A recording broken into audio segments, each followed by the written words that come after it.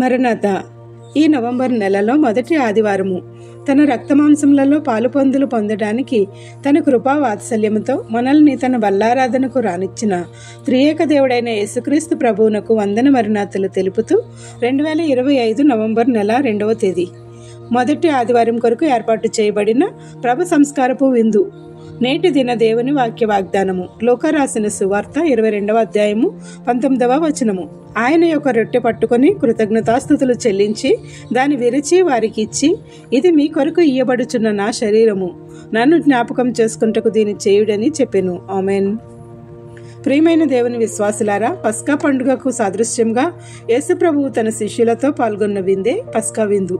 ఆయన సిలువకు అప్పగింపబడే ముందు తన మరణమును గూర్చి శిష్యులకు వివరించే క్రమంలో విడిది గదిలో ద్రాక్షారసమును రొట్టెను వారికి ఇచ్చి, దీనిని మీరు భుజించినప్పుడల్లా నన్ను జ్ఞాపకం చేసుకొనుడని ఉపదేశం చేసెను. సిలువపై చివరి రక్తపు బొట్టు వరకు కుమారుడైన యేసుక్రీస్తు ప్రభువు మన కొరకే చిందించారని గ్రహించాలి. గొర్రెపిల్ల వధింపబడితేనే పాపక్షమాపణ. ఆ గొర్రెపిల్లకు సాదృశ్యంగా యేసయ్య వీపును దున్ని కొరడా దెబ్బలతో సైనికులు చీల్చినారు. ఆ గాయములకు సాదృశ్యంగా మనం తీసుకునే రొట్టెను ఆయన శిరస్సు మొదలుకొని కాళ్లలో కొట్టబడిన మేకుల వరకు ఆ గాయములలో నుంచి వచ్చిన ఆ రక్తమే మానవాళి రక్షణకు పాపక్షమాపణకు ప్రతీక అయినది. అపాత్రదానముగా కాక భయభక్తులతో దేవుని శరీరం నాలోనికి వచ్చి ఈ పాప శరీరాన్ని శుద్ధీకరించి పరిశుద్ధాత్మకు నిలయముగా మారుస్తుందని విశ్వాసం గలవారముగా స్వీకరిస్తే రోగగ్రస్తమైన మన శరీరము, పాపపంకిలమైన శరీరము, జీవితము కడిగివేయబడి అనారోగ్యమైన అస్వస్థతలను, పాపముల ద్వారా వచ్చిన జీతము, మరణమును దూరము చేస్తుంది. దీనివల్ల దేవుని పాదముల చెంత ఒదిగే వారముగా ఉండడమే కాక ఆయన శరీర రక్తములు మనలో నిరంతరము ప్రవహిస్తాయని గ్రహించాలి. కావున ఆయన బల్ల వద్దకు సమీపించి ఆయన వారసులముగా చేర్చుకోబడిన వారముగా సమీపించి నిత్య జీవమునకు వారసులం అవుదాము. ప్రార్థించుకుందాము. పునరుద్ధానుడైన యేసు ప్రభువా, మాకై చిందించిన నీ రక్తము ద్వారా మాకు పాపక్షమాపణ దయచేసి మమ్ములను నీ రాజ్యమునకు వారసులుగా చేసినందుకు వందనములు చెల్లించున్నాము.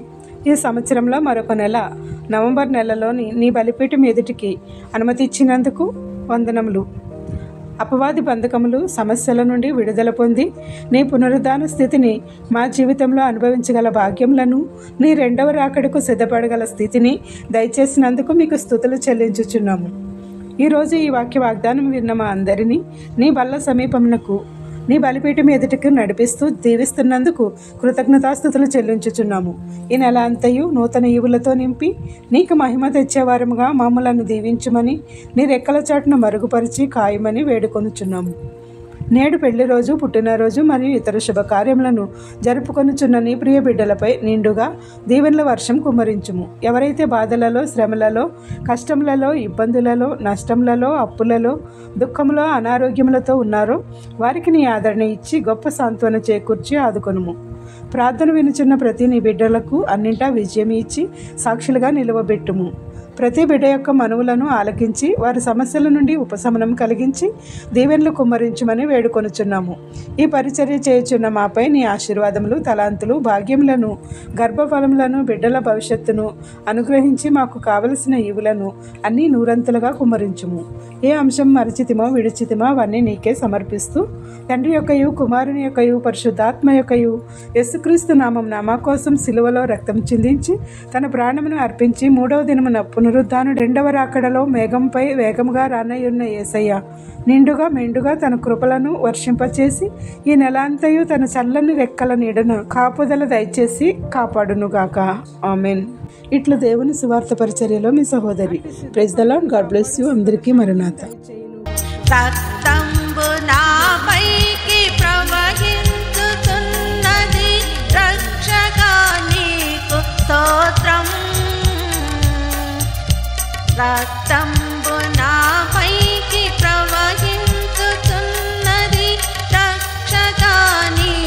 స్తోత్రం. భక్తితో ఈ కథ భాగ్యం